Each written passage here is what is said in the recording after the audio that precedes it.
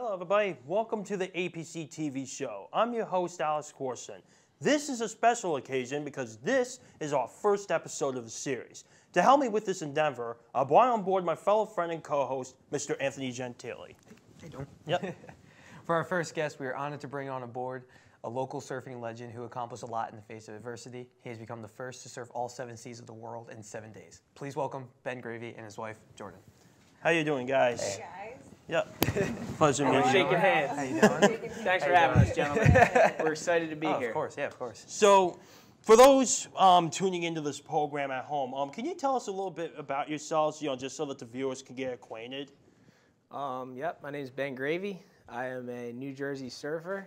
Grew up surfing in South Jersey and started YouTubing about 10 years ago. And I've been able to make YouTube and surfing a career, and it's given me a great life where I get to travel the world with my wife and just enjoy the ocean. So, Jordan, would you like to take over the floor? Yeah, my name is Jordan, and I am Ben Graeff's wife. I have been able to, go along this journey with Ben for the past 8, 9 years, and it's just been a really amazing time. That's great.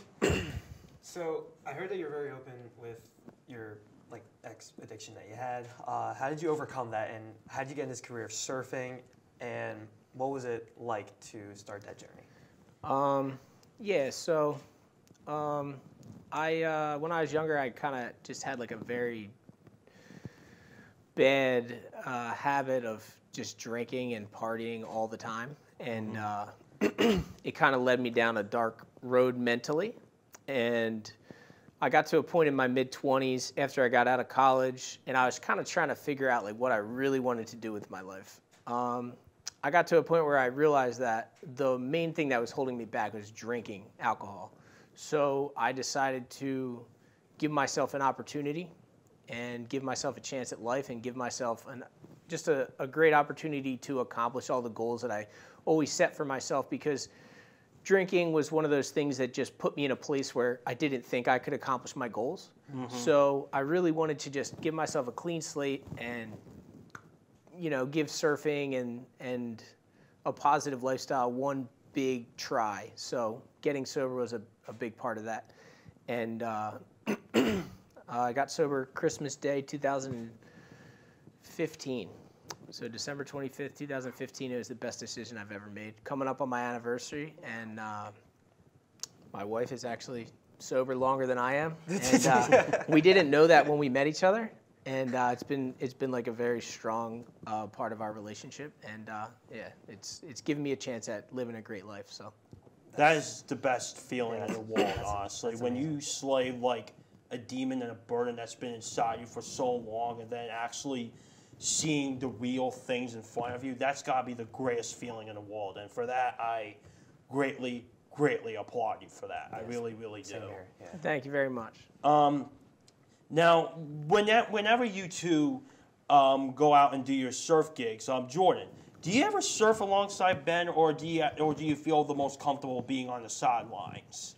I think I feel the most comfortable being on the sidelines. I'm not a great surfer.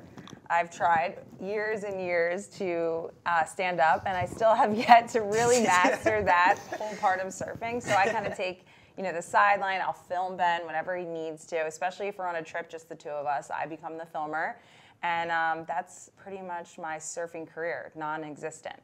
Extended resume. Yeah. Okay, so Jordan, what was it like traveling with Ben and experiencing all these locations of these surf spots? We were actually just talking about this last night, that I said, he's actually leaving for Hawaii tomorrow. And really? I said, I'm not going this trip, but I usually do. And without meeting Ben, I probably never would have seen Hawaii. I never probably would have gone to these amazing, amazing places. I just didn't travel before I really met him. And now I get to see the world, and we get to go to Europe and, Caribbean islands and things that I just never would have probably experienced. So it's been really awesome. I'm just saying, Ben, do you need someone to go with? Just saying, we're here. Always looking for interns. Hey, my unpaid. Alex. Hey, my executive producer, take down notes. So you grew up, let's go back a little bit. So you grew up in Pennsylvania. Obviously, being in a landlocked country that is Pennsylvania, there's no ocean. So what gravitated you toward surfing at a young age? Yeah, so we grew up like almost 3 hours from the beach, but my mom is from Margate, and my dad used to summer in Avalon when he was a kid, so like going down to the beach was always a part of my life. We would go down to my grandma's house for Christmas, weekends, summertime, and surfing was actually kind of like my dad's idea and my older brother's idea. One of my dad's friends gave us a surfboard, and my dad was kind of just like, all right, guys, we're going to the beach because you guys are going to try surfing. And I was like, I don't even know what this is.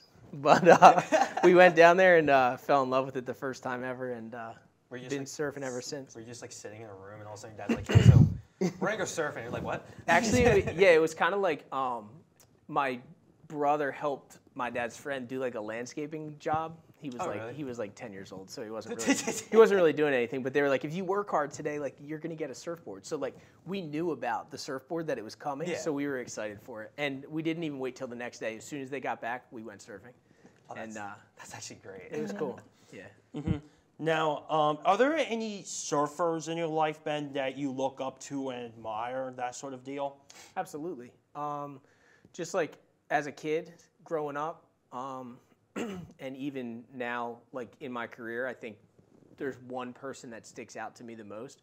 Just someone who has kind of gone against the grain and done things differently, and but at the same time been a high-level surfer, and that's Jamie O'Brien. He's a surfer from Hawaii, pipe master, and someone who's been a really good friend and mentor to me throughout my career. So I would say not only his surfing ability, just his attitude toward the industry and how he's navigated his career is just impressive to me, and he's become a good friend, so he's the man. Yeah, Jamie, I like Jamie. He's a really cool man. I can definitely tell you that. I've seen his videos. Are there any like pre-surf rituals that you follow before surfing, like these humongous waves and all that?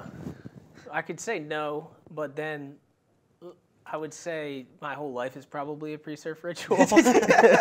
Everything that I do. Down to the point of like, literally like I stretch every day. I foam roll every day. I'm in the cold plunging craze. Chiropractor, working out, training. Everything that I do is because when the waves do come, I want to be able to perform at my highest level. But my main ritual in life, I would say overall, is just gratitude. Yeah. I get down to the beach and I get all excited and psyched up, and I'm like, I'm gonna go out there and just destroy it, and like I'm gonna get the best wave. And then I always have to like take a step back and be like, okay, let's remember that like I'm lucky that I'm here. Life is great. I can't believe I have the opportunity to go out into this ocean. I can't believe I have the opportunity to surf these waves. And I think for me, just being like happy to be there is something that is a big part of like my pre-surf ritual. Just getting that in my head that like I'm just lucky to be out here, and that helps me a lot. Just keeping it calm and enjoying it. Would you apply that to your competitions, or like, do you ever do competitions before? I pretty much retired from contests, and mostly because, well, when I was younger, when I was like a teenager, that was my favorite thing to do ever. Yeah. And I won a lot of contests when I was a kid, and I really enjoyed it. But like as I got older, I actually realized that it kind of brought out a side to me that I didn't really like. And for me, surfing is more kind of about inclusivity and making people feel good and allowing other people to enjoy it, and maybe not so me, taking every wave and taking it. Yeah. It's more about giving it. Like some of the most fun times I have surfing is probably when I go out, let's say with Alex or like my family or Jordan, or like maybe one of my filmers wants to surf, and I give them the best wave of the day and I help push them in or I cheer them on. That's, to me, is like the most gratifying and just the best part of surfing is sharing that. And because like I've had that feeling so many times, not only winning contests, but getting a big wave, getting spit out of a barrel, just so many different accomplishments that I've had. I've had that feeling of like, I'm on top of the world, this is the best. So giving someone else that feeling is the important thing to me now. That's what I like the most. Yeah, no, that's, you have my respect for that. Yeah, that's big respect right there. And I've seen this guy get that feeling a lot. He's got some good. He's got some good check ways. my social media, you'll find out why. All right, Alex. Yeah. We'll be right back after these short messages. That was awesome, you guys. Have you ever desired to take action within your community? History has proven that true change begins with the support of the youth. This is the philosophy of the Boys and Girls Club of Camden County. With our dedication to the growth of the youth in our community, we host a variety of programs. For more information, please visit our website at www.boysandgirlsclub.com or contact us at 856-966-9700 to get started making a meaningful contribution to your community today. At Stockton, diversity and inclusion is something that cannot be underestimated. In the 21st century, these initiatives are extremely important for success in all levels. Unfortunately, some people out there may not understand these objectives. Well, we are here to end that stigma. People of all backgrounds deserve a chance to succeed. Be the one that says, inclusion leads the future. And together, we can change the world.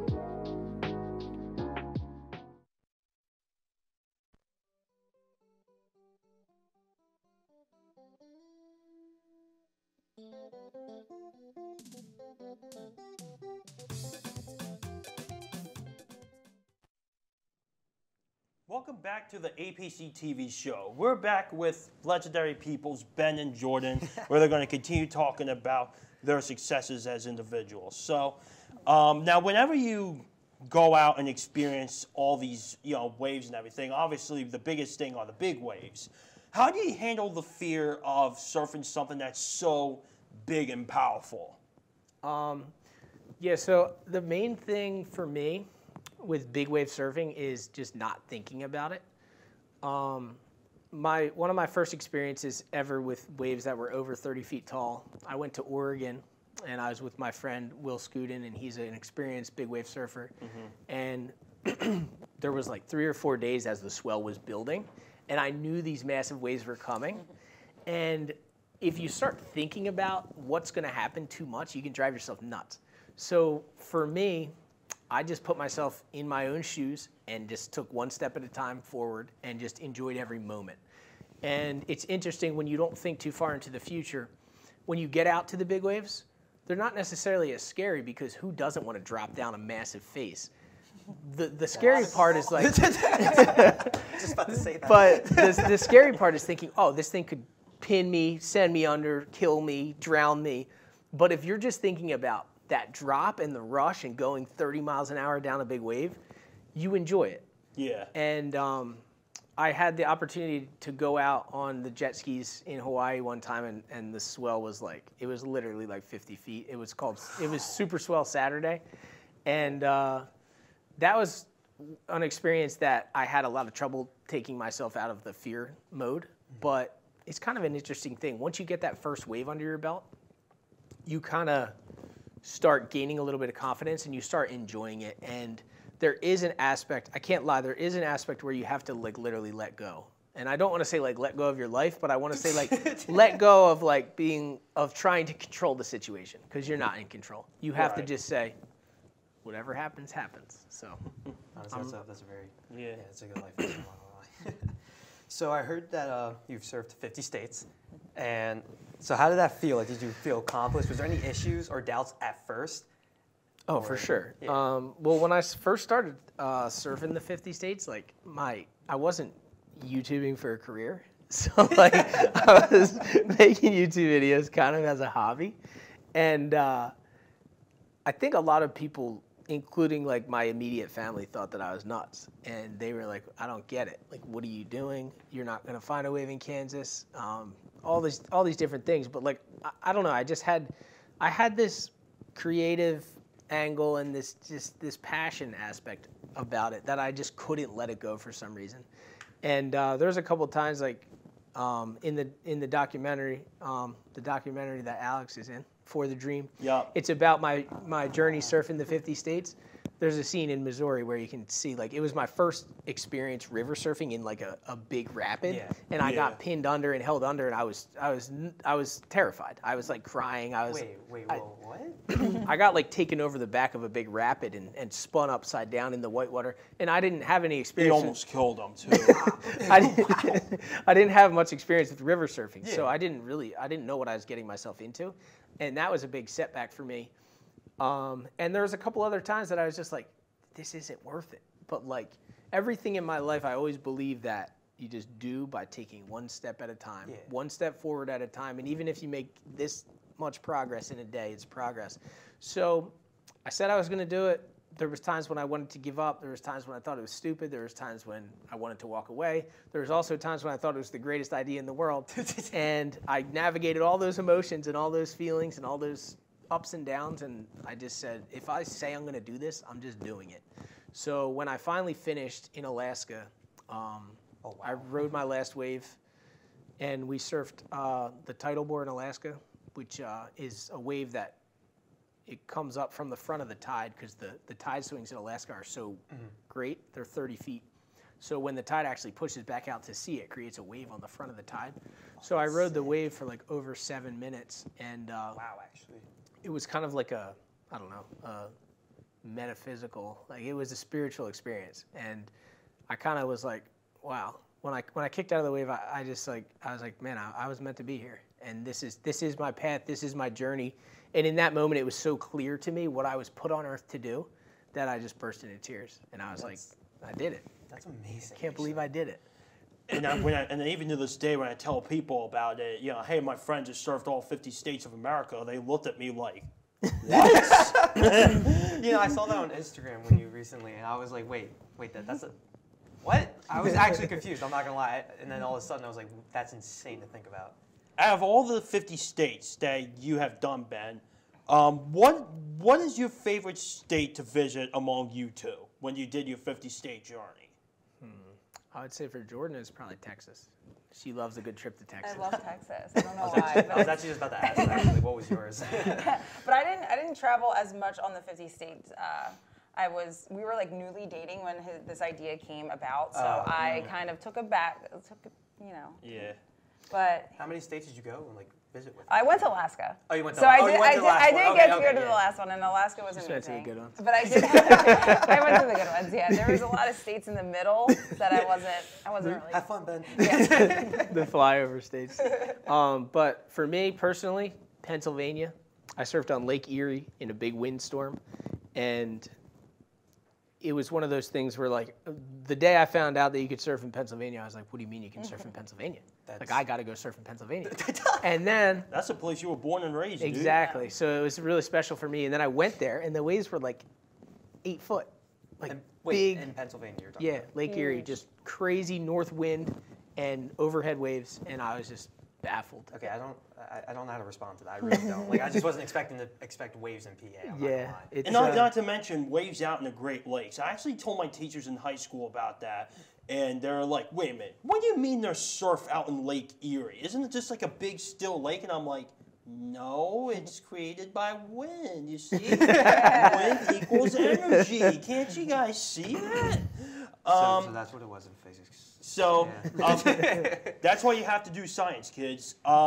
Now, as you can see, this is your logo over here. Yep, thank you. And this is it's all over your shirt, which I absolutely I didn't adore. even notice. You didn't plan it at all. What was the process of creating your own brand? All right. So, actually, this is funny. We were just talking about the Great Lakes. I was out in the Great Lakes. I was surfing in Michigan, actually. And this company reached out to me. It's called Matunas. And I'm familiar with them. You might be a little bit familiar with them. They're the people that produce Blue Wonderland wax. Yep. Mm-hmm. So this company reached out to me. They're like, hey, Ben, we make candles. And for some reason, I have this really good feeling that a Ben Gravy candle would be a cool thing to do. So I had never done merch before this in my whole life. And I was like, what's this guy talking about? He's like, yeah, you can make like a scented candle and sell it as like your merchandise. It's different. No one's doing it. And I was like, this is actually kind of a cool idea. So I got home from the trip and I researched #1 selling candle in the world. It just so happens to be coconut surf wax scented. And I was like, I don't really like coconuts. I'm not a big fan of coconuts. So I was like, all right, what's cooler than a coconut? And I came to the realization that pineapples are much cooler than coconuts. They taste better, they smell better, they're more colorful, they're brighter, they're more exciting. Except when put on pizza. Whoa, we disagree on that point. Sorry if I made enemies with that statement. So then, so I got home and I was like, Jordan, I want to make this candle. And Jordan probably thought I was nuts, but she actually is pretty crafty with drawing. So I was like, Jordan, can you help me make a punk rock pineapple for this candle?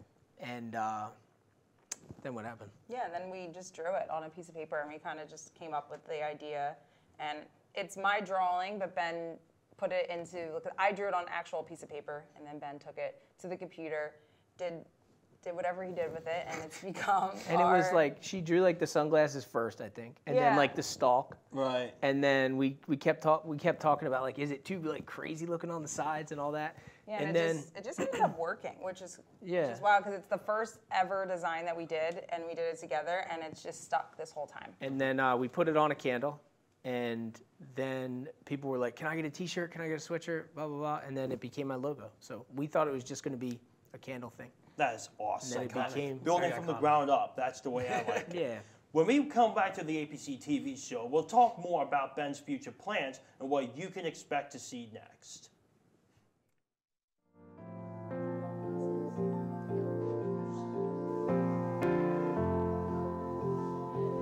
Are you okay, man? Yeah. Mental health is important for everyone. It's a crucial aspect to remain focused, stay active, and more importantly, keep hope. Statistics show mental health in students have been in a massive decline, with 44% of students suffering from some form of depression. To those students, there's only one message: you are not alone. Don't be afraid to get the help you need. Together, we only get brighter. Reach out to the Stockton Wellness Center for more information. The leading cause of death in teenagers and college students is driving while under the influence of alcohol. Just this year, there have been 32,000 deaths and 120,000 as a result of drunk driving accident. 1 in every 4th motor vehicle collision involves underage drinking. The Stockton University Hero campaign was implemented in 2000 to promote designated drivers for college students. Be wiser and be a designated driver. For more information, visit herocampaign.org.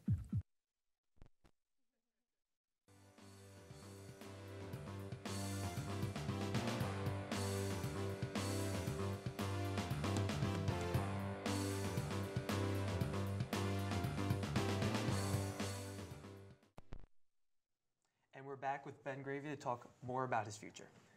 So, after you want to answer? Yep. Yeah, so before we discuss about your future, the one big thing I want to ask is, what are the hardest things about traveling? Well, mostly the hardest things are checking the bags. Surfboard bags are always tough. Mm-hmm. They weigh a lot. They're huge. You can't get around the front desk. They want to charge you a lot of money. Mm-hmm. And then, like, just anxiety. Just being like, there's a long plane ride. What are we going to do when we get there? Just there's a lot of things on your list when you're leaving for a trip. And if you think about them too much, you just get really nervous. And What about for you, Jordan? Same thing? Well, I thought he was going to say when he leaves me and my dog, but I guess he didn't. I think that was the hardest part about traveling. For us, it's just like, I think it's really, like Ben said, the anxiety part. Every time before we leave, I'm like, is this the right decision? Should we be going for so long? But, you just got to get over that hurdle. And then every trip we've ever gone on, there might be some like little things that happen that don't go perfectly, but it's always been, worth it. Was it tough, like being like far from each other sometimes, or? well, now that she mentions it, now that we have a dog, it's impossible. I think about Dennis like every 2 minutes. But like me and Jordan we kind of navigated and figured out that aspect of the relationship. And yes, it's tough, but like I'm used to it. I think we're used to it by now. And the fact that I do this for a job, I think helps a lot. 'Cause it's like I'm not just like off gallivanting. It's like I'm I'm there for a reason. I'm getting the job done, and I'm gonna come home. And yeah, I don't know if it was like every week surf trips that I'd be stoked on, but he's working, Wow. So It was it's good. every week. No, like he Oh goes my a lot. Goodness. So So, are there any other big projects that you could share with us, Ben? Well, to be honest, I have been considering just surfing every country in the world because 50 states was fun. I've been doing a lot of international travel. I've got 22 countries down. That's like pretty much 10%. So why not, right? why not? Just go for it. We'll see. Yeah. Yeah, this is a question actually for both of you. Are there any locations you feel you could have improved on when traveling to make it easier, or any life lessons from traveling? Well, there's probably a lot of like lessons. Yeah, if you're flying a budget airline, always buy the bags. Because really when you about get to traveling that bags. counter, they will quadruple the price of that bag. Yeah. Oh God. And yeah. kind of do your research. I feel like Yeah. the more research we've done on trips, like the better and the smoother the trip has gone. I mean, he always has the waves I'm dialed. like anti-research. Yeah, but because he knows where he's surfing and that's it. But like, it's the driving and how long it takes to get places and kind of understanding the like landscape of the whole area. I think definitely helps us, But or me at least. for me, I think the biggest thing would be just keep an open mind because Yeah. anything can happen, and you find joy in the weirdest things. Oh yeah, we've been in crazy situations. You just don't realize what's going to be fun and what's going to be hard and what's going to make it a good trip. So What was it like for you, Ben, to surf all 7 seas of the world in 7 days? it's pretty exhausting. I can definitely see that. That was that. That was a lot of anxiety, travel issues, a couple of delayed flights, a couple Jesus. couple people making me check bags when I had a short layover. Whoa. And then worried about the waves, worried about am I going to get a cancellation, like what's going to happen. Somehow it all worked out, but yeah, I don't really know how I did that. It was. What if it was like a day where it was flat? 'Cause I know you said you did your research. Like, what would you figured out that it was flat? Like, what would you guys do? Like, would you still count it technically, or no? Because you're not really exactly. No, I had to. In my head for that trip, I had to catch 3 waves. So, wow. and then like riding a wave for me is like, you can't just hop up. Even for the 50 states, if I was jumping up and falling, it wouldn't count. I would have to do like 10 seconds. 10 seconds? It's Yeah. got to be like, a solid effort to count. So yeah, I got you. if it was flat, I would have been screwed. And for the tanker surfing, when we went to Texas and did tanker surfing, there was a good hour and a half when we didn't think we were going to get a wave. I'm sorry, what? Tanker, what? So in a shipping canal, there's these massive boats that come through. They're like 200,000 tons, and as they pass through, the displacement of the weight of the boat creates a wave behind the boat, and you surf that wave. Oh, so, wait, that's actually really cool. yeah, it's a good time. Do you ever get nervous seeing Ben like surf those and like feel like he's gonna get hit by the boat or something Not like the that? tankers. In the footage, it looks like it's much closer together. That the tanker's here and he's like No, right 'cause there. I've seen the footage too, yeah. And it's not. But in person, I was there in when he did Texas, and he was like, I don't know, a couple 100 feet from the boat, so it's not. Okay, because on the footage, it looked like he was about to like literally hit it, and Now, I was having a panic attack. The Cape May ferry is a little Yeah, bit more yeah. intimidating because here's the ferry and here's Ben, so that's a little sketchy. Now, what legacy or impact are you hoping to leave for the surfing community? Yeah, so even beyond the surfing community, I think of myself as a human first, and I am a surfer, but I believe it's kind of my vessel to transport my message. And my message is that, life is short. We only get one shot at this. Take it as it is. Be grateful that you even have the opportunity to do this, and just enjoy it. It's such a simple message, but in the world that we live in, especially with social media and so much stuff coming at your brain all the time, Everything's it's in your all easy in to your get face now. anxiety. It's easy to think into the future. It's easy to have, negative thoughts. But just remember that, like, this is the world in front of you. These are the people in front of you. Like, enjoy that. Embrace it. Have fun with it. Whether you're surfing or just hanging out, doing anything else in life, like, it can be fun if you allow it to be fun and you put that energy out there. And don't count yourself short. Like, we can accomplish big things with our lives. We truly, truly can. You just got to set your mind to it, and you got to take those small steps to get to where you want to go. Do you see, like, where do you see your content going in the future, like both of you guys? Or do you see yourself venturing outside of the social media spotlights, like, anytime in the future? That's a topic of conversation. We talk about it all the time. Yeah. Because, like, retirement is interesting for, like, a YouTuber. a surfer, Yeah. a YouTuber. Like, so many different things could happen. So if it stays good, steady, and I keep growing and I keep being able to do great things and enjoy my life, and it's really what I want to do with my time, then I'm just going to keep doing it as long as I can. And I see myself maybe transitioning away from, like, surfing all the time. Yeah. But, like, I think my message will stay, you know, just enjoy life. And I kind of have ventured into some other things like hosting, and I had the opportunity to host Red Bull Flugtag this year in Ohio. That's sick. So that's like maybe something with talking on camera or just like, I don't know, things that I enjoy. Like really. something more like and laid back and easy. Yeah, that would be. I totally understand. Yeah, and maybe not put myself physically through the ringer day in and day out. Yeah. But I don't know. For now, I love surfing, and I have goals to surf bigger waves, better waves, and just continue my dreams. So who knows what the future holds? But right now, I'm kind of just enjoying the ride. That's amazing, actually. Thank you so much, Ben, for your visit, and Thank Jordan you. Thank you for as coming. well. Thank Jordan, you. Thank you. so much for coming. Thanks for having us. Yeah, of course. This has been the pilot episode of the APC TV Show. I'm your host, Alex Corson. And I'm Anthony Gentili. Make sure you visit Ben Graeff on his socials, and we'll see you next time. And on behalf of everybody here at the station, thank you so much for watching. That was